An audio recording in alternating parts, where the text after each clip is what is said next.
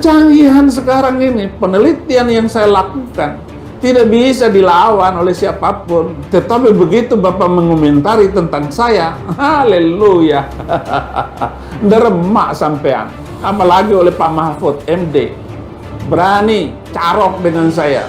Ayo kita carok, mati-matilah. Haleluya. Siapa yang kalah, lompat ke jurang.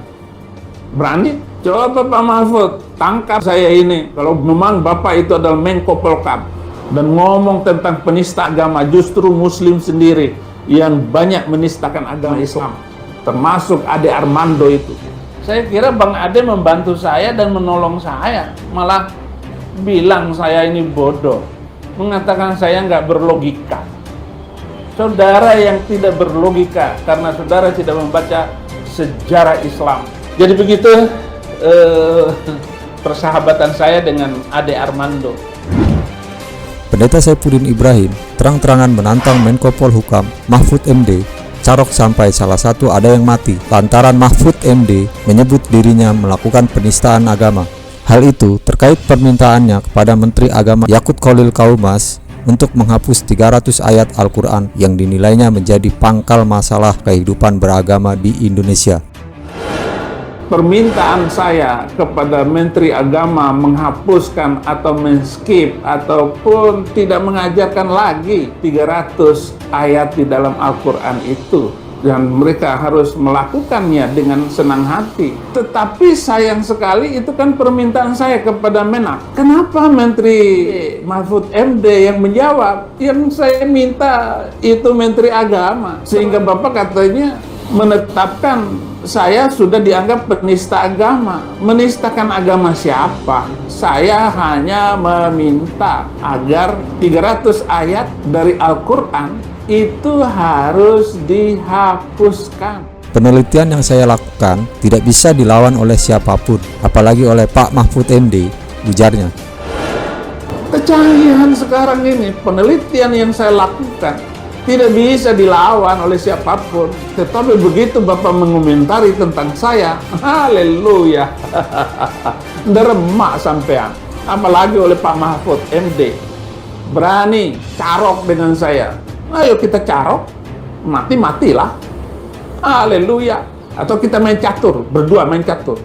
Siapa yang kalah, lompat ke jurang. Berani? Sekarang begini Pak Mahfud, bagaimana maksud Pak MD mengatakan saya ini penista agama hukumannya 6 tahun? Jangankan 6 tahun, mati pun saya siap. Hukuman mati saya sanggup menjalaninya. Enggak pantas Pak Mahfud cara Bapak menjawab saya. Coba Pak Mahfud, tangkap saya ini. Kalau memang Bapak itu adalah Menko Polhukam. Waduh, itu bikin gaduh itu. Sebab itu saya minta kepolisian itu segera menyelidiki itu. Dan kalau bisa segera ditutup akunnya.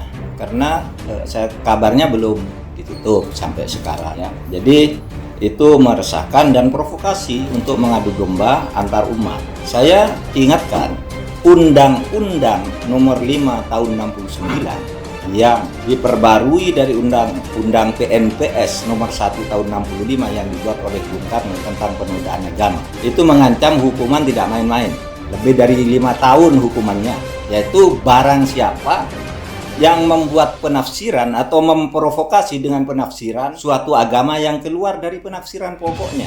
Ajaran pokok di dalam Islam itu, Al-Quran itu ayatnya 6.666. Tidak boleh dikurangi berapa yang disuruh cabut, 3.000 atau 300 gitu. 300 misalnya, itu berarti penistaan terhadap Islam. Saudara, tadi malam istri saya kasih video Mahfud MD bahwa kata Pak Mahfud itu memecah belah. Ngeri loh, ngeri hidup di Indonesia ini. Untung saja saya kemarin itu viralnya setelah saya di Amerika. Agama ini berpotensi tidak memberikan keadilan terhadap minoritas. Dan ngomong tentang penista agama, justru Muslim sendiri yang banyak menistakan agama Islam, termasuk Ade Armando itu.